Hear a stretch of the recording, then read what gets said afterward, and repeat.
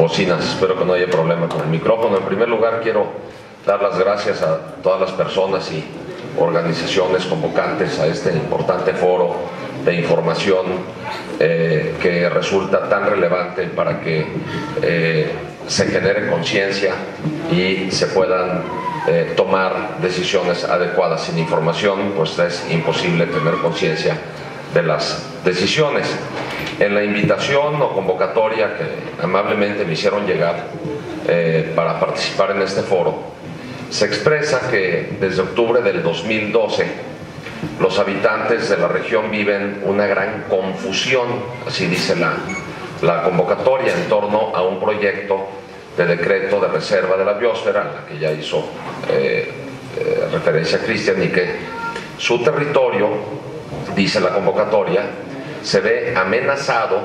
por proyectos mineros que pueden afectar, dice que pueden afectar sus derechos a un medio ambiente sano, a la salud, al agua, al alimento. Precisamente a mí me han pedido que hable con ustedes sobre esos derechos que la convocatoria menciona que pueden verse afectados: la salud, el agua, el medio ambiente sano, para tratar de contextualizar qué son estos derechos. Lo primero que hay que comentar es que esos derechos mencionados, junto con los derechos al trabajo, a la educación, a la habitación, hace algún tiempo se creía que no eran iguales que otros derechos o los demás derechos, como el derecho a la vida, el derecho a la libertad, el derecho a la igualdad. Se hablaba de las generaciones de derechos y se decía que los de la primera generación, o sea, la vida, la libertad, la igualdad, eran de primera generación, y vamos a decir, pues como derechos de primera, porque esos derechos de primera se podían exigir ante los tribunales, y si alguien se veía afectado en alguno de esos derechos podía, por ejemplo, interponer un amparo o ir a un tribunal y exigir que ese derecho se respetara. Mientras que los otros, como la salud, el agua, la vivienda, el trabajo, el derecho a un medio ambiente sano, eran de la segunda generación, y por lo tanto digo yo, pues como derechos de segunda, porque no podrían o no podían exigirse, no podían judicializarse, no podían los titulares ir ante un tribunal y decir: oye, yo vengo a este tribunal a exigir mi derecho a la vivienda, quiero que me den vivienda, o quiero que me den acceso a la salud, quiero que pongan una clínica en tal o cual lugar. Por así decirlo, quedaban a la buena o mala voluntad de los gobiernos para ponerlos en programas, para que pudieran irse desarrollando poco a poco. Esos derechos no existen así nomás, se tienen que ir desarrollando poco a poco, se dice progresivamente, conforme vayan habiendo recursos y dinero o partidas presupuestales para irlos haciendo realidad. Eso se decía antes. Pero bueno, la buena noticia es que esa corriente de pensamiento de las llamadas generaciones que tanto daño le ha hecho a los derechos humanos ya quedó atrás. Desde hace 10 años, en Viena, en 1993, hace 20 años, ¿no? 20, se dijo en la Declaración y Programa de Acción de Viena que todos los derechos humanos formaban un solo bloque, que los derechos humanos son indivisibles, interdependientes entre sí,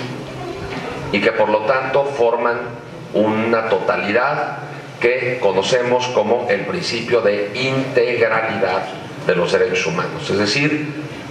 forman un todo íntegro y todos y cada uno dependen uno de los otros, y los otros del primero.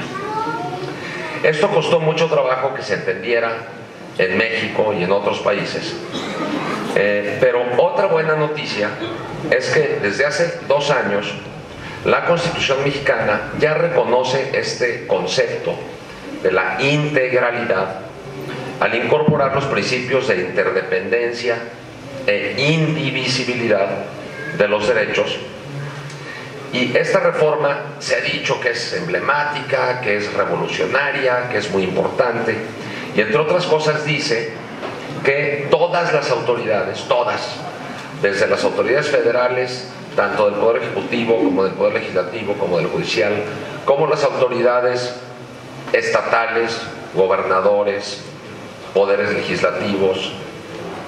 tribunales superiores de justicia de los estados, como las autoridades municipales y los integrantes del cabildo, todas las autoridades del país, incluyendo los jueces, tienen la obligación de respetar y garantizar todos los derechos, no nomás los de primera, sino todos los derechos, incluyendo el derecho a la salud, el derecho al agua, el derecho a un medio ambiente sano,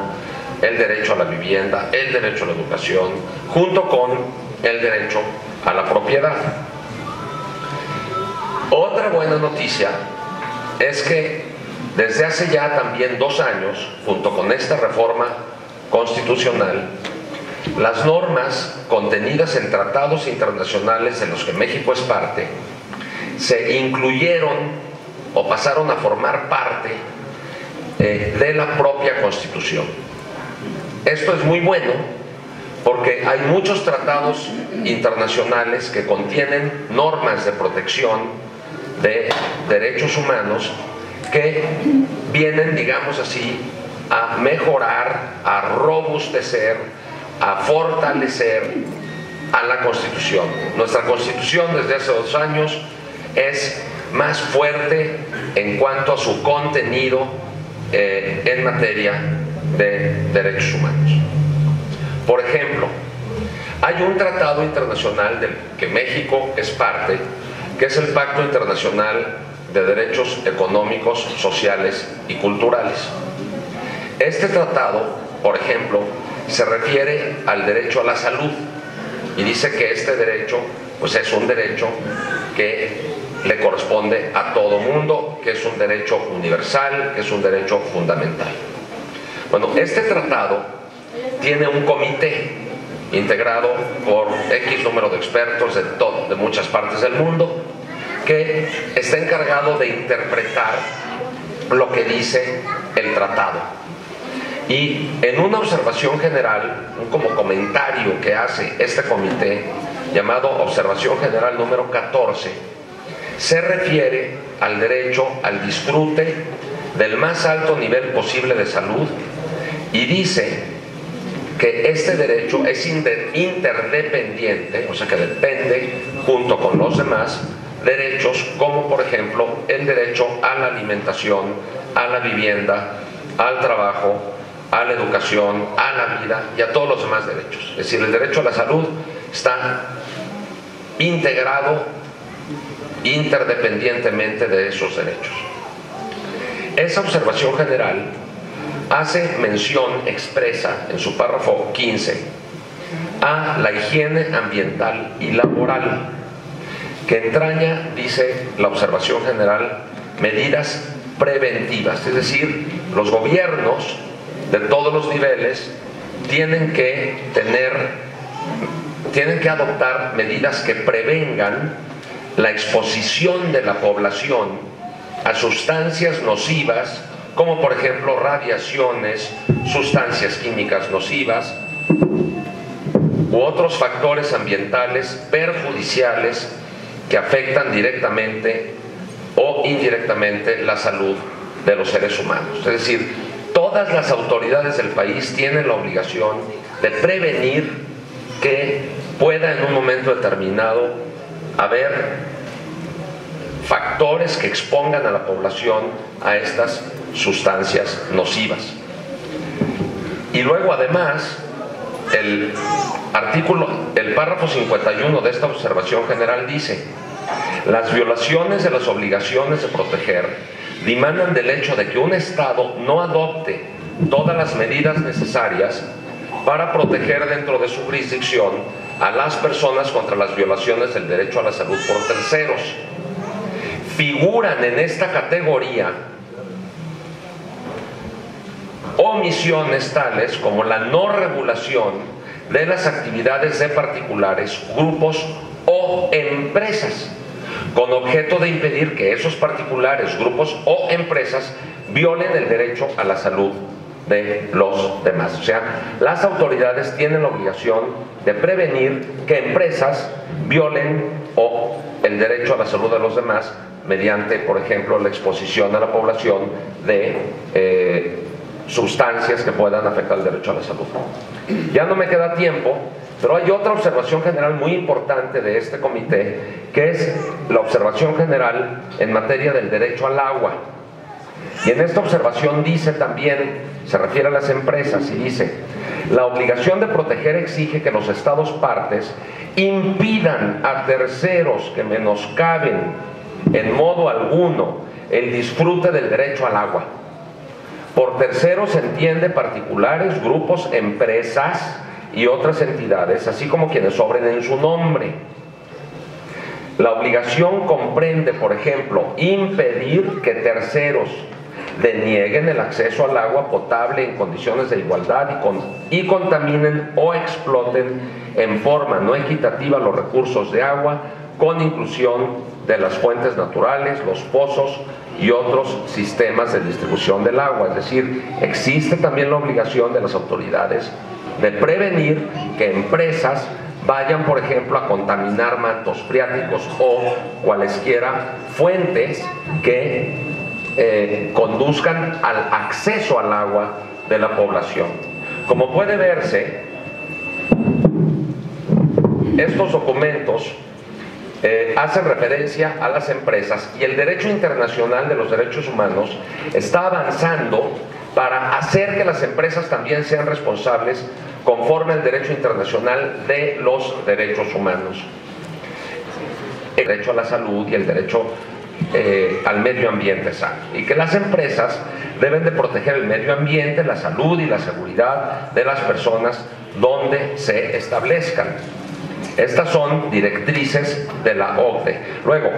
la ONU emitió hace algunos años los 10 principios del llamado Pacto Mundial. Y ahí está, por ejemplo, el principio 7, que dice: las empresas deberán mantener un enfoque preventivo que favorezca al medio ambiente. Y luego, finalmente,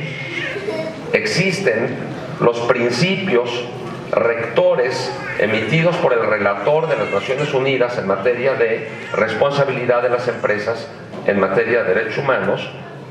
que se llaman principios rectores sobre las empresas y los derechos humanos, puesta en práctica. Ya no tengo tiempo de hablarles demasiado de ellos, pero ellos van muy a detalle a desarrollar la responsabilidad que tienen las empresas de prevenir y hacer valer el derecho a la salud, al medio ambiente y al agua. Las empresas, pues, ya forman parte de los sujetos obligados a cumplir con los derechos humanos, y las autoridades están obligadas a hacer que esas empresas cumplan con esas obligaciones. No se pueden hacer guajes ni las autoridades ni las empresas. Eso es muy importante que sepa. Pero la última buena noticia es que también hace 2 años se modificó la Constitución para que pudiéramos tener una nueva ley de amparo, que apenas hace unas semanas o pocos meses ya entró en vigor la nueva ley de amparo. Y esa ley de amparo dice que, por ejemplo, se puede interponer amparo no nomás contra la autoridad, sino también contra algún particular que sea tan poderoso que parezca autoridad. Y si esa empresa, por ejemplo, tan poderosa, puede estar haciendo actos o cosas que afecten los derechos a la salud, al medio ambiente o al agua de la población, entonces la población o un grupo un colectivo integrante de una determinada población puede interponer amparo tanto en contra de la autoridad que no está haciendo valer el derecho correspondiente o que no está adoptando las medidas preventivas para que la empresa viole el derecho, como eventualmente, y esto hay que explorarlo y hay que echar a andar esta nueva figura del amparo contra particulares si es que fuere necesario. Muchas gracias.